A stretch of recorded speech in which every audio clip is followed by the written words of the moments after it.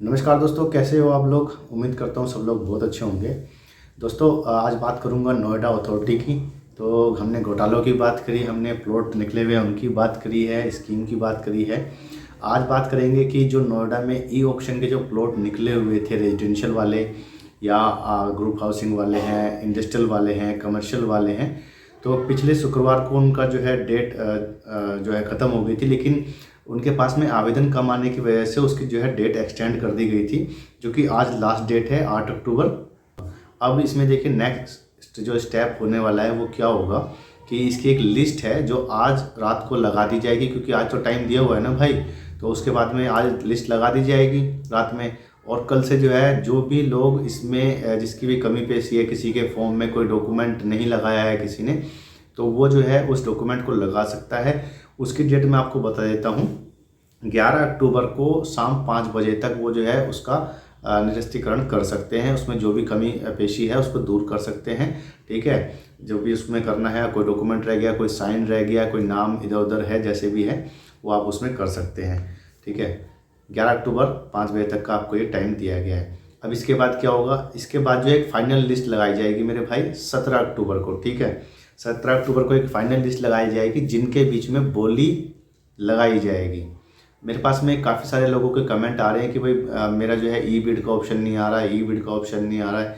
तो मैंने ये बताया था कि ई बिड का ऑप्शन जब आएगा ना, जब आप बिड लगाओगे, अभी तो आपने ईएमडी वगैरह जमा करी है, अपने डॉक्यूमेंट जमा किए हैं, इसको स्क्रूटनी होगी, देखा जाएगा कि क्या सही है क्या गलत है, कौन भरेगा कौन नहीं भरेगा, सारी चीज़ें होने के बाद में अब आपके पास में ई बिड का ऑप्शन आएगा। और फिर जो है जो मैंने अपनी वीडियो में बताया हुआ है कि कैसे बिड लगानी है, तो वो आपने देख लेना है। आपका जो है नंबर 1 आ रहा है कि 2 आ रहा है कि 3 आ रहा है, उस हिसाब से आपने जो है उसमें बिट लगानी है। इतनी भी मत लगा देना कि अखबारों में आपका नाम आ जाए। ठीक है, जैसे पिछली बार हुआ था, इन्हें 11 करोड़ लगा दिया। अब भाई पिछली बार तो बड़ा ही अजीब हुआ था। और बाद में पता है क्या सीन हुआ, बाद में जो है उन्होंने बोला कि हमने तो ऐसी लगा दी थी, हमें थोड़ा लेना था, अखबार में ये भी आई थी। तो आप अपना नाम ऐसे उसमें ना लाएं। ठीक है, बहुत से लोग मजाक के लिए भी कर देते हैं कि देखो अथॉरिटी क्या करती है। लेकिन मुझे ये समझ नहीं आया कि भाई उन्होंने ईएमडी तो जमा की होगी, हालांकि हो सकता है कि उन्होंने कैंसिल करा दी हो बाद में ड्रॉ से पहले ही। तो यहाँ पर जो है मैं जो ड्रॉ कह रहा हूँ, ये ई नीलामी से पहले, ई ऑक्शन से पहले उन्होंने करा ली होगी।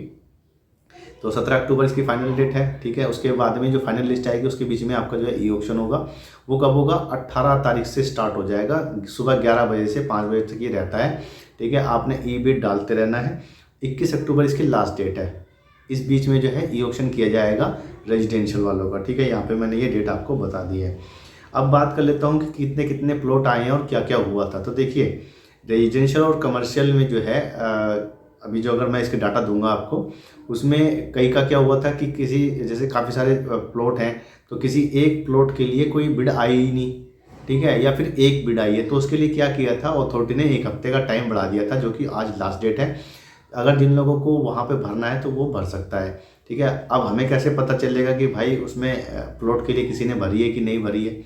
तो ये एक स्ट्रेटेजी है बेसिकली। ठीक है, डाटा तो खाली अथॉरिटी के पास में है कि किस प्लॉट के लिए कितनी बिड आई है। बिड का मतलब कितने फॉर्म भरे गए हैं।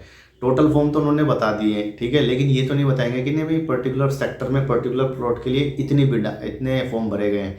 तो कहने का मकसद ये है कि आप उसको भर लीजिए, भरेंगे तो आपको फॉर्म ब्रोशर, हाँ ब्रोशर इसमें फ्री कर दिया है। अभी ब्रोशर आप डाउनलोड कर सकते हैं, पहले उसका जो है पैसे लग रहे थे, अभी ब्रोशर डाउनलोड करने के कोई पैसे नहीं हैं। ठीक है, ये था इसका। इंडस्ट्रियल और ग्रुप हाउसिंग वाले जो हैं, इसमें जिन लोग जिस भी प्लॉट के ऊपर 3 एप्लीकेशन से कम आई हैं उनके लिए भी 1 हफ्ते का एक्सटेंड किया गया था। ठीक है, तो उस एक्सटेंड में जो है वो लोग अभी जिन्होंने भरे हैं उनके अगर कोई फॉर्म वगैरह रह गए हैं तो वेबसाइट पे जो है, ई टेंडर की वेबसाइट पे भी और जो है नोएडा वाली वेबसाइट पे भी, किसी पे भी जो है कल आप देखेंगे, या फिर मैं भी आपको बता दूंगा, या तो कम्युनिटी पोस्ट के जरिए आपको बताऊंगा कि भाई इन्होंने लिस्ट लगा दी है और अपना अपना देख लीजिए किसकी क्या कमी रह गई है। उसमें उसके नाम के आगे उसके वो भी लिखा रहेंगे, रिमार्क में जैसे लिख नहीं देते हैं कि भाई आपका फ़ोटो नहीं लगा है, या फ़ोटो साफ़ नहीं है, या आपका सिग्नेचर सही नहीं आया है, आपके जो है अमाउंट में ये दिक्कत है, मतलब जो भी आपका रिमार्क होगा, जिस भी तरीके की कमी होगी वो आपको उसमें लिख के दे दिया जाएगा। और 11 अक्टूबर शाम 5 बजे तक वो आपने जो है सोल्व कर देनी है, रिजोल्व कर देनी है। अच्छा, अब यहाँ पे बात कर लेते हैं कि सितंबर 22 में निकली थी ये, जैसे कि मैंने वीडियो भी बनाई थी जब ये निकली थी। अब बात कर लेता हूँ सबसे पहले रेजिडेंशियल की करते हैं। या नहीं, रेजिडेंशियल की नहीं करते हैं क्योंकि रेजिडेंशियल वाले ज़्यादा हैं, देखते ही भाग जाएंगे। अब जिसको भागना है भैया वो तो भागेगा। खैर कोई बात नहीं है, रेजिडेंशियल से स्टार्ट करते हैं। मैं कोई ज़बरदस्ती यहाँ रोक तो नहीं लूँगा किसी को। तो रेजिडेंशियल वाले हैं भाई 241 प्लॉट नोएडा में ई ऑक्शन के लिए। कुछ लोग अभी भी कंफ्यूज्ड हैं, मेरे पास कमेंट आते हैं कि इसमें ड्रॉ कब होगा या जो है इसके फॉर्म कब तक भरे जा रहे हैं। भाई आप वीडियो पूरी देखा करो, ठीक है। आप वीडियो क्लिक करने से कोई फ़ायदा नहीं है। वीडियो किस लिए बनाई जाती है? इन्फॉर्मेशन के लिए, हेल्प के लिए। ऐसे नहीं है कि इन्फॉर्मेशन लीनी और मतलब जो आगे आगे का देखा या स्किप करके देख लिया, क्योंकि ऐसी वीडियो स्किप करने वाली नहीं होती। गाना नहीं चल रहा है यहाँ पे कोई, ठीक है ना, कोई फाइट हो रही है, कोई फिल्म का सीन नहीं है कि बोरिंग लगा तो वो कर दिया। ये बोर लोगों के लिए ही होता है ये काम, जिनके पास कोई काम नहीं है वो प्रॉपर्टी का काम मतलब कर रहे हैं, क्योंकि उनका जो मकसद है वो है इन्वेस्टमेंट का। और इसमें भाई सोच समझ के काम करना होता है, ठीक है। यहाँ पे कोई वो नहीं चल रहा है कि लाल किले पे जाके और कोई भी रील बना ली है, ठीक है। उसमें मेहनत लगती है, ऐसी बात नहीं है रील बनाने में भी काम होता है। खैर बकवास हो रही है, इसको हटाते हैं। काम की बात यह है कि 241 प्लॉट निकले थे मेरे भाई। उसमें टोटल जो प्लॉट जो एप्लीकेशन आई हैं 2030 आई हैं, ठीक है। तो काफ़ी अच्छा नंबर है 241 प्लॉट के लिए। 2030 लोग जो है बिड डालेंगे अलग अलग प्लॉट के लिए। और चूंकि एक प्लॉट के लिए ज़्यादा से ज़्यादा भी हो सकती है और कम से कम भी हो सकती है, तो ये तो आंकड़ा अभी नहीं है।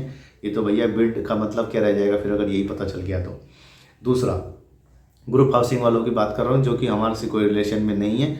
उसके लिए 4 प्लॉट थे, ठीक है। उसके लिए भी ठीक ठाक आई हैं। 8 एप्लीकेशन आई हैं टोटल, जो कि उसमें बिड करेंगे और फिर जो है उस पर बिल्डिंग बना के आपको चेपेंगे वो, ठीक है। मिलेगी कि नहीं मिलेगा आपको फ्लैट नहीं मालूम है, लेकिन उन्होंने वो बनाना है, अपना पैसा लगाना है और ट्विन टावर बना लेंगे उस पर वो 4 पे 2 इधर 2 इधर, ठीक है। कमर्शियल वालों की बात कर लेता हूँ, जिसका कि बेड़ा गर्क हो गया है इस वक्त। बेड़ा गर्क ऐसे हो गया मेरे भाई कि जब मैंने उसके रेट देखे थे, इनके जो मेरे पास आई थी डिटेल, इतने महंगे प्लॉट हैं। हालांकि प्राइम लोकेशन पे हैं तो महंगे तो होंगे, लेकिन इतने भी तो ना कर दो ना भाई। आपको कोई अगर केला 60 रुपये दर्जन की बजाय जो है 300 रुपये दर्जन देगा तो कौन खरीदेगा उसको? नहीं खाएंगे भाई, केले को क्यों खाना है, ठीक है। और केला चाहे कितना भी बढ़िया है, आपका ताज़ा केला है एकदम, आपने जो है बर्फ़ में पकाया हुआ उसको, उस पेड़ का पका नहीं है, तो भी नहीं खरीदेगा कोई उसको। खैर 55 प्लॉट थे कमर्शियल वाले, जिसके लिए काफ़ी सारी बोली आई, मतलब एप्लीकेशन आई हैं। और 55 प्लॉट के लिए आई हैं आपकी 15 एप्लीकेशन, ठीक है।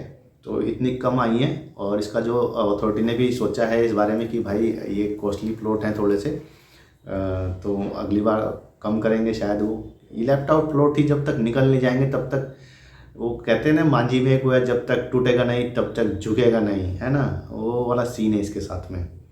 अभी वो उसमें पुष्पा में भी आया था, झुकेगा नहीं। तो ये भी झुकने वाला सिस्टम नहीं है। जब तक साले बिक नहीं जाएंगे ना तब तक लगे रहेंगे, और मैं भी लगा रहूँगा आपको दिला के ही रहूँगा प्लॉट। इंडस्ट्रियल वालों की बात कर लेता हूँ। तो इंडस्ट्री में काफ़ी लोग घुसना चाहते हैं, और मोदी जी ने भी कल अगर आपने देखा होगा तो उन्होंने बोला है कि जो इंडस्ट्रियलाइजेशन का 4th चरण जो है उसके हम नेता बनेंगे। नेता मतलब हम अगुवाई करेंगे।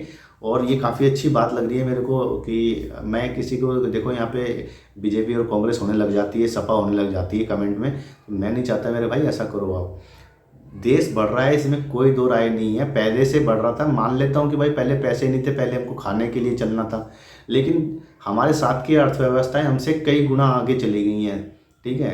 ये चीज़ भी आप समझो। वो क्यों चली गई? उन्होंने रिस्क लिया ना मेरे भाई, औद्योगिकरण किया। भाई अमेरिका सबसे ज़्यादा पोल्यूशन कर रहा है, हम लोग तो उसके मुकाबले कुछ भी नहीं करते, लेकिन जिसके पास पैसा है ना सब चुप होते हैं उसके आगे, ठीक है। ये आप मान लो, कड़वा सच है। हम लोग पर्यावरण के चक्कर में चुपचाप लगे रहते हैं, और दूसरे लोग जो है खूब फैला रहे हैं अपना गंद, और हमारे ऊपर थोप देते हैं कि तुम लोग साले ऐसे हो, तुम ऐसे हो। खैर ज़्यादा हो रहा है, ज़्यादा ही बोलता हूँ मैं ये सब चीज़ें, क्योंकि मेरे को तो ना दिमाग में लग जाती हैं। इसलिए अभी जो है यूपी के अंदर सबसे खास काम चल रहा है, मैं आपको बता दूं। पूरे देश के अंदर अगर मैं आपको बताऊं, योगी जी का, कोई तारीफ़ नहीं कर रहा हूँ, औद्योगिकरण को लेकर के काफ़ी अच्छा काम चल रहा है। हालांकि उसका कोई रिजल्ट अभी इतना देखने के लिए नहीं मिला है, लेकिन जैसे गौतम बुद्ध नगर के अंदर जैसे कि हम लोग इंडस्ट्रियल पार्क बना रहे हैं, मेडिकल पार्क बना रहे हैं, टॉय पार्क बना रहे हैं, ये अगर फल फूल जाता है तो वाकई में भाई साहब मज़ा आ जाएगा। इस जो पूरी बेल्ट का मज़ा आ जाएगा। मज़ा इसलिए आ जाएगा क्योंकि एक तो चीज़ें सस्ती हो जाएंगी, ठीक है, और जो चाइना की चीज़ें हैं वो कम से कम आएंगी। अभी देखिए ईवी का जो एक सेक्टर है वो पूरा का पूरा गुजरात की तरफ भाग गया है। पूरा जो आपका ऑटोमोबाइल सेक्टर है वो कहाँ पे है, इधर आपका साउथ में। ये मैं इसलिए बताता हूँ क्योंकि जब आप सारी चीज़ों को देखते हैं तब आपको एक ओवरऑल चीज़ से एक पॉइंट निकल के आता है कि कोई भी चीज़ की जो वैल्यू है वो कैसे निकल के आती है। अभी वहाँ पे मान के चलो ईवी का जो इलेक्ट्रिक व्हीकल का जो सामान है, मान के चलो मेरे नोएडा में मतलब जेवर के पास बनता, ठीक है, तो कितना बढ़िया रहता। यहाँ के लोगों को कितनी सुविधाएं होती उससे, आपका माल जो है कितने जगहों पे जाएगा, उससे कितना जीडीपी बढ़ेगा। यूपी का बता रहा हूँ मैं आपको, जब जीडीपी बढ़ेगा उस चीज़ की वैल्यू आएगी तो ऑलरेडी उसकी जो है ज़मीन की कीमत भी बढ़ेगी। लेकिन डिपेंड करता है गवर्नमेंट कैसी है, लोग कैसे हैं, जो इंडस्ट्री बिजनेसमैन है वो कैसे हैं। अभी ट्रोनिका सिटी का हाल बताऊँ तो इंडस्ट्री चल रही है, सब चीज़ है, लेकिन वो सुविधाएं नहीं दे पा रही है गाजियाबाद डेवलपमेंट अथॉरिटी वहाँ पे। थोड़ा सा कीजिए, मैं आप लोगों को कह रहा हूँ थोड़ा सा कीजिए, मतलब अथॉरिटी को बोल रहा हूँ। अगर कोई अथॉरिटी वाले सुन रहे हैं तो प्लीज़ थोड़ा सा ध्यान दीजिए। आपके जो अपर लेवल के जो लोग होते हैं, जैसे मोदी जी अकेले देश को वो नहीं कर सकते ना भाई, हम लोगों का भी सहयोग होगा तब जा करके जो है कुछ होता है।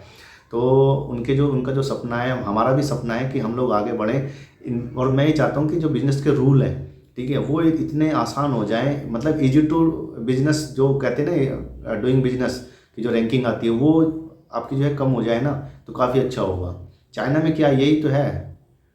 चलो, तो इंडस्ट्री के जो है इंडस्ट्रियल प्लॉट जो है 79 प्लॉट थे, उसमें 880 एप्लीकेशन आई हैं ई बिड के लिए। ई ऑक्शन जो हो रहा है अब की बार सारा ई ऑक्शन हो रहा है, नोएडा में कोई भी चीज़ ड्रॉ में नहीं निकाली गई है, ठीक है। तो इससे क्या हमें पता लगता है कि जो है काफ़ी जो है रुझान नोएडा की तरफ लाया जा रहा है, और लाना भी चाहिए, तभी हम सबकी भी ग्रोथ होगी। जो रेजिडेंशियल वाले ढूंढ रहे हैं ना वहाँ येड़ा में, तभी उनको भी ग्रोथ है। अगर येड़ा का जो जितने भी हम पार्क बना रहे हैं, जितने भी कुछ बना रहे हैं, अगर इनका सारों का हाल ऐसा हो गया ना जैसे वो आपका फॉर्मूला 1 का हुआ है गौतम बुद्ध सर्किट जो है, तो भाई बुरा हाल हो जाएगा। मैं बता रहा हूँ, बहुत पैसा लग गया है और इस तरह नहीं लगना चाहिए।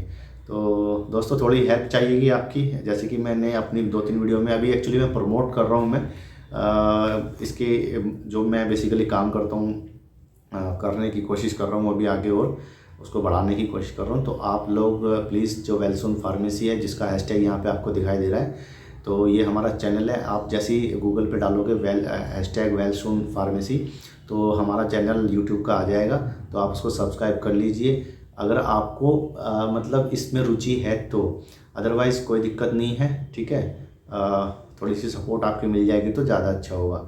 चलिए दोस्तों, बहुत बहुत धन्यवाद आपका हमसे जुड़ने के लिए। जय हिंद।